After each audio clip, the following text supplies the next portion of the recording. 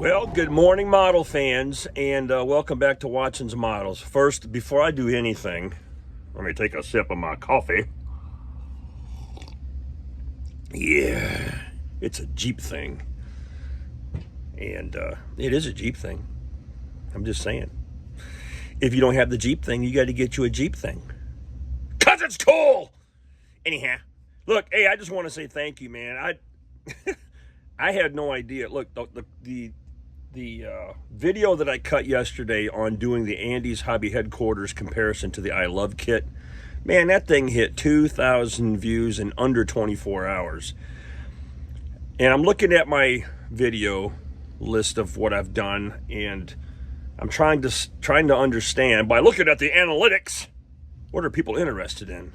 And overwhelmingly, just based on the sheer numbers of views, it appears that people are more interested in seeing what's inside these boxes as opposed to, watching a guy drone on and on about, putting a part on here and building this and doing this. And, do you want to watch a guy sand a piece of plastic and put a glue on there and do some other stuff? Maybe. I mean, some of you do, and that's cool.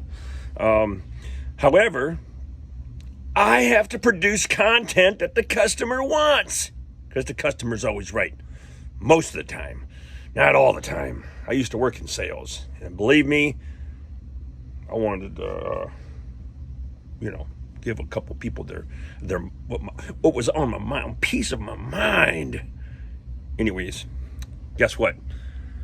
So, I'm going to go ahead and do another comparison. I mentioned it in the video, and we're going to be looking at this Hobby Boss 16th scale Tiger. And this is the Henglong upgraded version, all right? It's got the 7.0 motherboard on it. It's got some sound options, smoke, all that kind of stuff. You can go to Motion RC for this one, and I'll have a link on my page for that. And then we're going to look at Andy's Hobby Headquarters Tiger 1 early production kit. So we're going to do a little comparison. I already know who's going to win, but I'm going to show it to you anyways, okay? Hang tight, my friends. Okay, so we're going to be looking at this Hobby Boss 16th scale Panzerkampfwagen Tiger 1, all right? And then we're going to compare it to Andy's Panzerkampfwagen.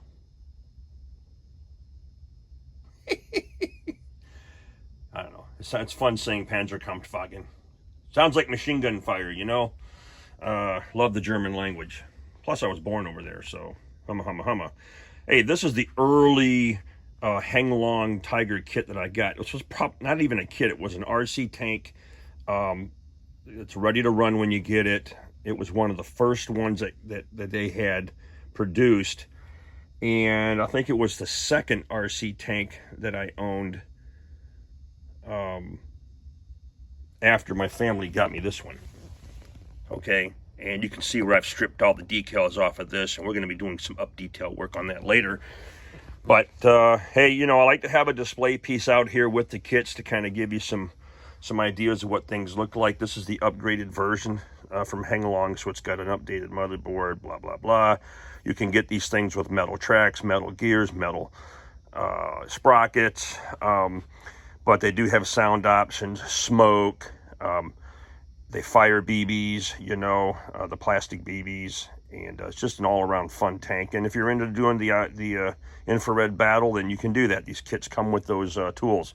But again, just for comparison, 1/72nd scale versus 1/16th scale, and this one here I haven't put together yet. So, humma. But you get spare parts. Accessory pack, the battle tank accessories, and we will outfit this later. But hey, for the sake of the video, why not have some turret action, right? So let's dive into these boxes and take a quick peek of them. I looked at them. I didn't see a part count on either one of these boxes, and maybe I'm blind, but both kits say that you have to be 14 or above to build them. Well, what if I'm a highly motivated 12-year-old or a 13-year-old? Why can't I build it? It's not like a cigarettes. 14, really? I can't buy a kit because I'm not 14. Thank God I'm 56. So, nice box art, right? It depicts Zimrit on the box art, and nice painting. Definitely frameable if you're that kind of guy that wants to keep your frame. On the side of the box, of course, we have some different painting options or a guide just to kind of give you an idea what the configurations could look like. And the kit does produce decals for those different variants. Notice it's a 2018 copyright date. Come over to Andy's, and of course you got some really cool artwork from Jason, who also does a lot of his figure designs and stuff. And this includes a figure, which is nice. So, just like any other model kit, we have options. Yeah, lots of options. All right, a peek of the end. A peek of the end. On the other side of the box, we got a couple of more painting camouflage options. Some language. If you can't read that, then read the English version. Decal sheets. Here's what you get on that. There's some photo etch. And tools for Zimrit coat. Uh-oh. We depict Zimrit, but we supply you tools to put the Zimrit on. So guess what, folks? I don't think there's any Zimrit on that tank. For ambitious people only. All right, over here we're going to take a peek at Andy's other side of his box, and we've got all the parts listed, which is nice. So you can see what's inside the box. Metal barrels, you know, we got different track pieces going on, some photo etch, cables, humma, little teeny tiny decal sheet. That doesn't look 16th scale to me. Hopefully it's bigger inside the box. Stupid joke, I know. Anyways, let's open the boxes. So we pull the lid off, and on the Hobby Boss, you can see we have boxes within the box. Directions are up top. Here's the decal sheet. You can see all the different options. Okay. A little more Hobby Boss advertisement. Of course, because, you know, we want you to buy our products. So they're going to stick that in there. Can't blame them. Looks like an A3 size document. Painting guide. And another painting guide. And this does give you options, you know, what colors to use. It gives you the cross references for Mr. Hobby, Vallejo, Model Master, Tamiya, Humbrol, etc., etc. That's nice to have. And then over here in Andy's, I may have gone into this. I have two of these kits, so one of them is undisturbed and the other one's disturbed. So I'm thinking maybe this is the one that I messed with. But yeah, it's all kind of in there. All right, and the directions and everything is on the bottom of this box. So let's peel this open. Well, let's dig into this. These boxes are marked A, B, C, D, I'm assuming that's E, F, G, and there's another box down here. It doesn't have any markings, but, you know, is what it is. So, fancy packaging. Let me fix my camera. Yeah. All right, so what's in box A?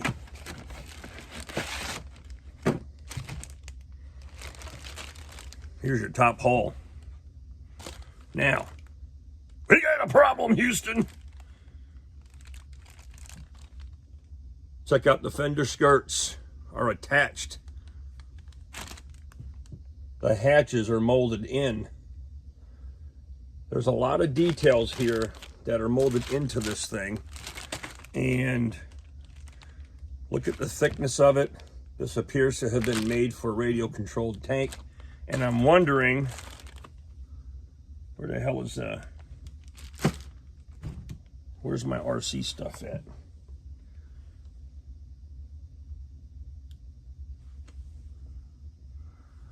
If I didn't know any better, this is damn close to what my hang along looks like. Hang on a minute. All right, we can call off the hounds, but boy, it's close. when I take the hang-along tow cable, it's interesting. The holes almost line up, at least up front here for the tow cable on this hull. And but if I was a betting man, these holes look very similar. There's some things that are removed, there's some alterations to it, but on this older version, the hatches are solid. And you know, this is smaller than that. So yeah, there's definitely some differences, but man, is it close to what I got going on here.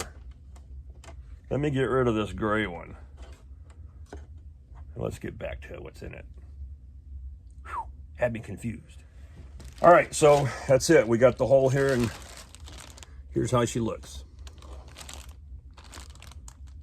All right. Some of you up detailer guys gonna have to do some up detailing. Actually, let's leave this out of the box because we definitely want to compare them to Andy's once we get it unpacked, right? Put the box down here. Let's go to box B. Okay, box B is our hull. All right, front transmission area. There's where all your suspension parts go. Interesting. The gun barrel is in there in 2 halves. And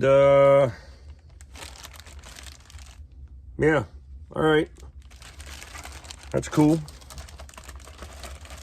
Thing is with these large kits, you know, things have to be screwed together. And this is older now. Let's just give them credit for the time period that they came out. You know, it doesn't make it a bad kit because it looks like a toy. You know, back in those days, people were doing what they can do with what they had. Today, we've got new computer systems, design systems, CNC stuff, molds being made better and differently. So I'm not knocking the company. All right, ABC. Let's open up C. What's in C? Another tight-fitting box. I mean, the packaging is cool, but spend a little less on packaging, and let's put a little more investment in future design. Okay, these are all your road wheels. All right, transmission housing stuff. And the details aren't too bad. You can see the bolt heads. You can see the embossed language on the road wheels if the light allows it.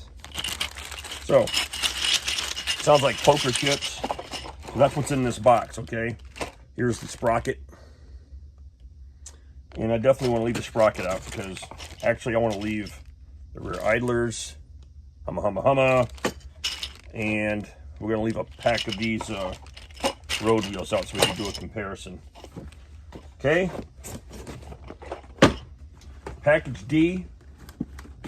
Package D.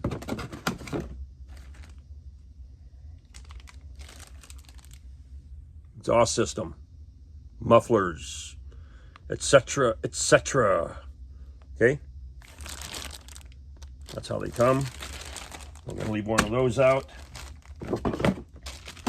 Suspension parts. Okay. You got your suspension arms, and there's 2 equal sets of that.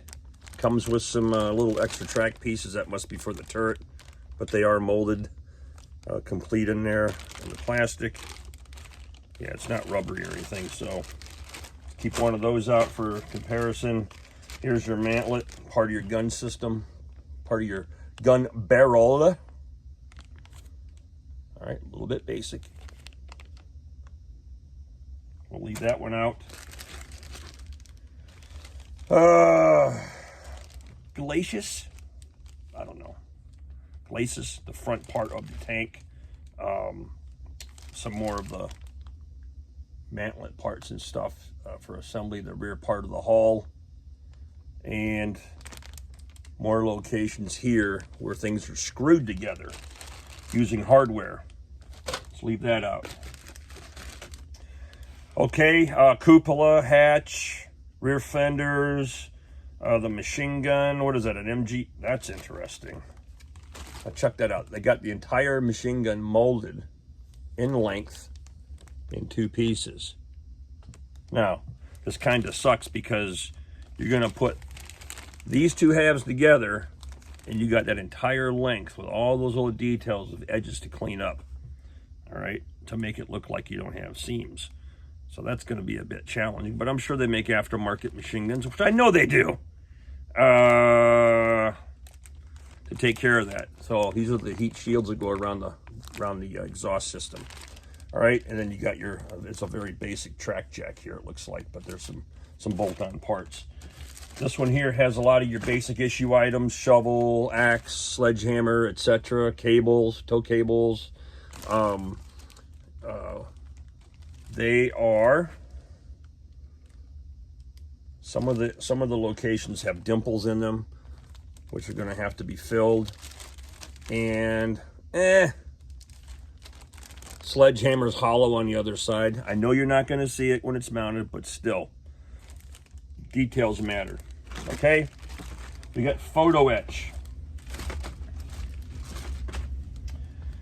2 pieces of photo etch. One is for the air intakes, right, and the grill on the back deck. And then here's the tool for your Zimrit. So, yeah, the kit doesn't have Zimrit, and it shows it on the front. All right, this should come in handy though, if you're that ambitious. All right, that's gonna go back on the bottom, and I left some of these out for us to look at. I'm assuming this is package E. Okay. And here's I don't know why they would do this, why there's separate parts. Maybe it's just cool because of packaging, but you can see where lots of things have fallen out of their locations. And I don't know, is it necessary? Maybe. You got all your little nuts and bolts and screws and things for the kit. And now that is clearly, that's clearly a barrel right there. And look how it's hollow on one side. Now, come on, man. How hard is it to mold a solid barrel? EF. Let's open up F. F is for turret. No, it's not. All right. I'm not even going to take this out of the package, but this is clearly made for an RC tank. You can see here the hatch. The loader's hatch is solid and molded into the turret. Here you've got the commander's cupola area, and there's a hole for a switch. And all the mounting locations for the turret ring gear, drives, and all that stuff to make this thing remote control. So it's possible, and I don't know what company this came from, that they have an RC version of this tank under their brand. Maybe. That I don't know. I mean, there are some experts out there that know what companies absorbed what company's stuff, but the rear sponson boxes, all this kind of stuff is molded into the turret already. And of course, there's no Zimrit. All right, we'll leave the turret out. Okay, what do we got here? This is package G. Package G has all the road wheel rubber. All right, here we go again with the rubber. Now, my wife, we were watching, when I produce a video, I watch it on the big screen because I want to see how goofy it looks, or if I look goofy, or if I'm saying something wrong or whatever. But one thing, she's like, well, but the rubber does add some different texture to the model. And I'm like, you're right. It does. It kind of adds a little bit of realism. But depending if you're a guy that likes to really heavily weather your stuff, the rubber might be challenging, right? For the stuff that you apply to it, and it might not be. They're clearly going to have some oil residue on them from the molding process, I would assume. So you may want to clean them or whatever. But, so anyhow, the way that it's design, there's a channel there that will ride on this edge, so it ought to fit nice and snug. Okay, and here's your bag of track material. This reminds me of the old tracks you would get back in the day when Tamiya had their 1/25th scale. Remember when that came out? For those of you guys that are my age, you had the tracks. However, they were slightly flexible, and you had to snap them into each other to get the track system to work. And I still have that tank that I built when I was 16. My mom kept it. It's partially destroyed because one of my kids messed it up, but I'll have to show you that one day. But anyhow, you got this and a bag full of pins. All right? So that's your track situation and your road wheels. That's all in package G. Okay, and then this little cover comes up, and you have more of road wheel parts. Okay, I don't need to, I mean, what is there to see, right? These freaking Tiger tanks had a buttload of road wheels in there that were sort of interlaced with each other. I had to have been hell cleaning the mud out of those things. Look, here's the turret ring and some of the gearing in order to make it work. So you can customize this thing to make it remote control. Good luck to you if that's your choice. It's not my choice. I'm a static display kind of guy when it comes to these things. But we have some very ambitious people out there in the hobby that do wonderful creative things with their kits, and they're creating wonderful aftermarket parts for these things too. So it's a modeler's dream. So if you love the challenge of really up detailing something and you get a kit like this, then you get all the aftermarket parts and you can start cutting things and adding things and doing all kinds of little, putting on the greeblies, and yeah, you can have some fun.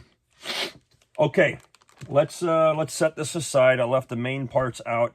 We're going to start pulling Andes out of the box and do some comparisons, give you an idea. Okay, hang on a minute. So moving on, one of the things I noticed right away, and this might be hard for you to see. I'm going to try to square this up with the camera. You're going to notice that one side's higher than the other, and that's because the mold is warped. I mean, the mold isn't warped, the part is. If you set it down on a flat surface, okay, and see the movement? So that whole hole is torqued a little bit. Now that should correct itself once you screw everything together, and and it'll straighten out. But that's just a hassle that you have to overcome. Andy's hull is way heavier, thicker. You can see all the weld marks in the seams and where the hull was assembled. Here's an idea of the front transmission area. It's much more robust and strong, and you have to build up these locations as opposed to this one where it looks like you're going to be assembling some potential electric motors and stuff in there. It has different mounting ports and stuff. So I'll have to do some research to see if there's actually oh yeah. Yeah, look at this. On-off controls, volume. Is the camera picking that up? So, yeah. Here's your battery housing. So, my God, you'd have to put 1, 2, 3, 4, 5, at least 6 batteries in there, and then you're constantly recharging those dudes or getting new ones to play with this toy. Hey, it's okay, man. It'll still build up nice. But anyhow, what else do I have to compare? I don't have any other Tiger kits. So, nice and solid. Now, the turret, I mentioned, I know this is an unfair comparison, but I don't care. The turret sizes are just about the same as far as their height and diameter and all that business. So they're super, super close. But like I said, a lot of this stuff is molded on. It's all part of the deal, and it's bolted together like so. All right. Andes, obviously a lot of options. Okay. Here's the top of the turret. And of course, you're going to have movable hatches, different. Now, here's what's interesting about Andes kits. Look at that, 3 different mantlets for the tank, because you got different versions. So, you know, you're going to have to buy 3 of these tanks to make 3 different versions. And again, those are divorce words that you don't want to enter into with mama. So be careful how you do it. The same thing goes for the front plate of the hull. Check out the differences. Okay. Actually, I think this is a standard that goes behind everything. I don't know. I got to look at the instructions, but at least for now, you got a couple different options for the front of the tank. And that's that. Now, the hull in Andes is built up.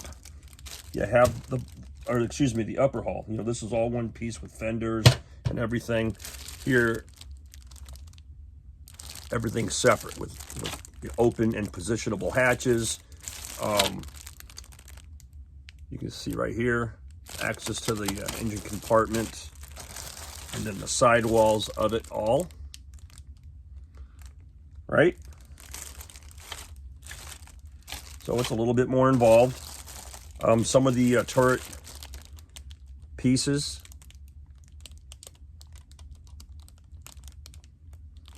Okay.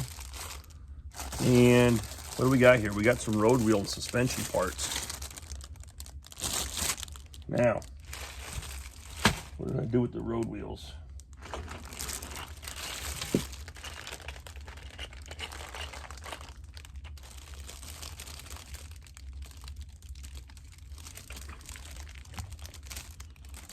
Am I looking at the right ones? Yeah, I think I am. Okay. So the diameters seem to be accurate, but obviously there's a depth issue that I always talk about, where I love depth and details. The angles of the slope of the road wheel here appear to be a little bit steeper. And of course the details within the hub area are very pronounced, which is really awesome. So there you have that. Now I wonder where the sprocket is. Do I have a sprocket here? There's some other road wheels. Here's the fender skirts and some of the top decking. Okay. Of the tank. Some more grates and grills. Some toolage. Air intake stuff. Tools.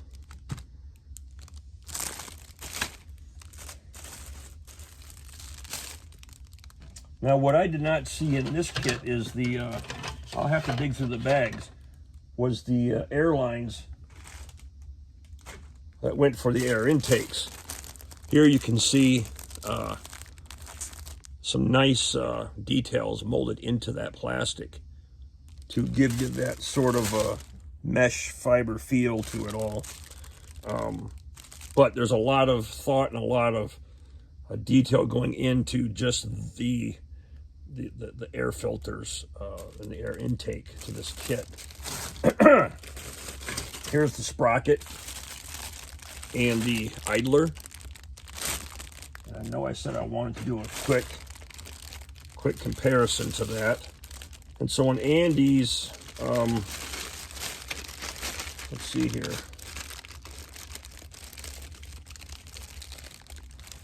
So the size and the spacing of the sprockets are comparable. Andes center hub is a separate piece. Sorry, getting a camera angle here. And then here's the rear idler. And Andes is much more pronounced. It sticks out a little bit further. Yeah. Again, 2013, 2023. Differences in processes, molding capabilities, etc. All right, and here's the rest of the road wheels that we're looking at. So this is all like, you know, a two-piece type deal. This appears to be a center. Okay, I haven't looked at the instructions, so don't quote me on it. but his tires, his rubber is already molded into this thing, and they do have some markings in there. Might be hard to pick up in the camera. So I'm digging it. What do we got here? Here's some more. Let's check out the track situation. So you saw the tracks for this kit. They are already sort of pre-assembled. You just got to pin them. It's a done deal. Andy's, oh, here we go. In perfect Andy fashion, we have interior gun stuff that you can see. So when the hatches are open, you can see the, you know, I don't know what that for, catch shell casings maybe, but the trunnions, the breech, all of the things that you would need to, you know, when you're looking through the model, oh, okay, there's a gun in there. They put a lot of effort into detailing that up for you, which is awesome. His track system, a little bit more involved, right? You've got the track pins. What are these? Are probably center guides, and I'm pretty confident. Whoop! Did you hear all that noise, folks? Because that was noisy. I won't grab them all, but this is how his tracks come. They're on sprues, pre-molded, and if you watch his build video series on this tank, it seems to be a simple process of getting all of this stuff together. So I'm not too intimidated by that at all. In fact, it's built in such a way that these center guide, that's got to be a center guide. They are spaced perfectly on that little sprue rack that you would cut off. And as you assemble a set of these, this entire rack would set down, boom, boom, boom, boom, a little bit of glue, and then snip off that rail and you're good to go. And so he's got some interesting processes on how he builds the tank and how it's assembled. Looking forward to it.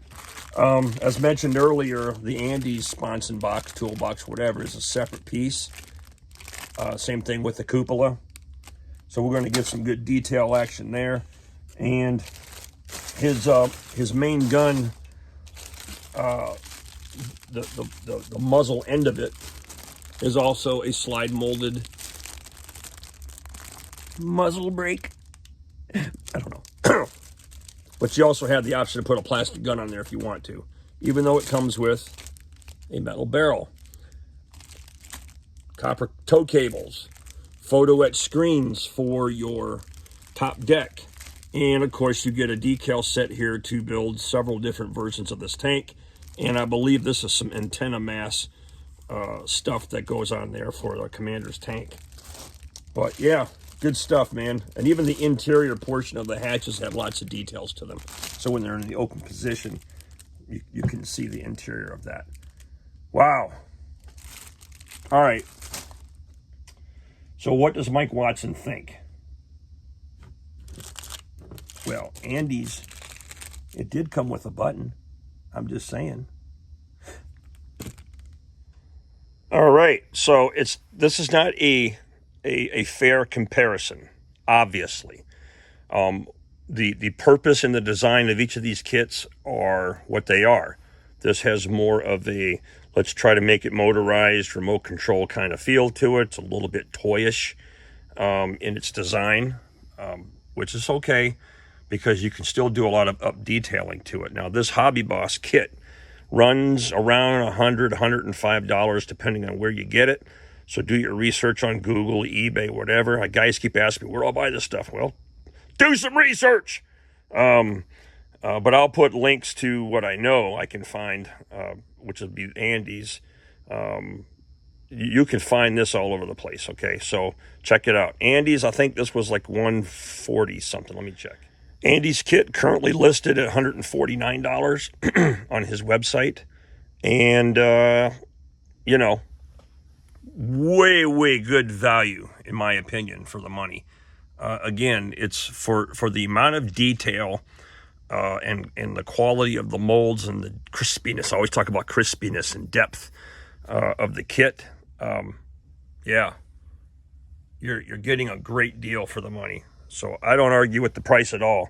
I love his assembly guides. They are thick. They are they're almost, you know, something you can save and just put into your library. You get a little free Tiger One button with the kit, which is nice. In fact, all of his, when you sign up for the pre-release stuff, you know, where you're doing pre-orders, a lot of the pre-order stuff comes with that, you know, and so just like my Shermans and other things. But so yeah, it presents well. It's very thick, sturdy stuff, lots of details, and unlike the Hobby Boss kit, which has minimal welding molded into the seams, it certainly doesn't on the bottom. Andy's spared no expense, and we even have weld seams on the bottom of the hull. And you know, you make the effort to do that. That says something, right, about a company. And again, these are all TACCOM type products using modern design and molding technology, as opposed to something that's 10 years older, 11 years old or whatever. So anyhow, yeah, there's the comparison of what I own and what I have here. I do have 2 of these kits. Some additional things that Andy's kit comes with that the Hobby Boss does not is the presence of clear parts. So they did take the time to get the periscopes for the driver's hatches and the commander's cupola. You have these vision blocks here, which are present and for the front glacis, fascia, whatever you want to call it. We have clear parts for that, and you can see here where you're building up this part of the commander's cupola. Okay, that's nice. This kit did not have that. Those vision ports are actually left open, and so it is what it is. It also comes with a figure. Also, another great design with beautiful details. Even the medals that the commander would have worn. Here the head is 2-piece. Okay, his feet are separate, arms, all that kind of stuff. Even the soles of his boots are separate molded pieces. And of course, we have the headset here that he'll wear along with his little cap. So, yeah, so great detail on Andy's kit overall. Just a lot of cool functionality and stuff like that in here. Pretty excited about it. Hey, I just want to thank everybody for watching. It's interesting, to learn what people are enjoying and what they're not enjoying. And I'm just blessed that I'm able to share this with you. Just know that, this collection it didn't happen overnight. Okay, this is years and years of collecting. And I've collected far more vehicles and planes and things that I've ever built. And I think most of you guys that are my age are the same way. The hunt is fun, right? Finding that perfect kit, finding whatever. And so there's so much more, there's fun in that too. And it's fun opening, getting that plastic off or whatever, and looking at the parts for the first time. So yeah, anyways, I think that, it really depends on what your wallet can handle and what your skill level is. I certainly think that somebody under the age of 14 could definitely tackle the Hobby Boss kit. They might have some issues with Andy's because there's so much more detail, right? And if you haven't developed your skills yet on how you cut parts, clean parts, glue them, prime them, paint them, whatever it is, I probably wouldn't attack Andy's right away. I would start with something that's, got a lot of the parts already molded into it and do that. So I think for the younger crowd, this is a good 1/16 scale option to start with. Again, price-wise, it's $40, $50 less than Andy's. And, this will give a young man or a young lady an opportunity to explore the 16 scale world without going into debt. And this isn't expensive either. Look, even the ones that I'm buying today are through PayPal, okay? And I never buy these kits outright. I'm not in a position to do that. So I do the 4 payment plan with PayPal. So I get paid every 2 weeks, and then every 2 weeks they're going to take a little bit out. to take care of the kit, but you can order it that way, and get these things on their way, right? And so, you know, it's not a big deal. I spill more coffee than that, for crying out loud. But that's it. Thanks for watching. Thank you, the consumer of the video here, of watching Watson's Models. I so appreciate it. And again, I hope this brings value, adds value to your day. I know you have other things to do, so thanks again for watching. And get out there and build something, all right? Or buy something, or paint something, or put a decal on something. Just do something. Don't just sit there like a vegetable and do nothing. Vegetables, ugh, I don't like vegetables.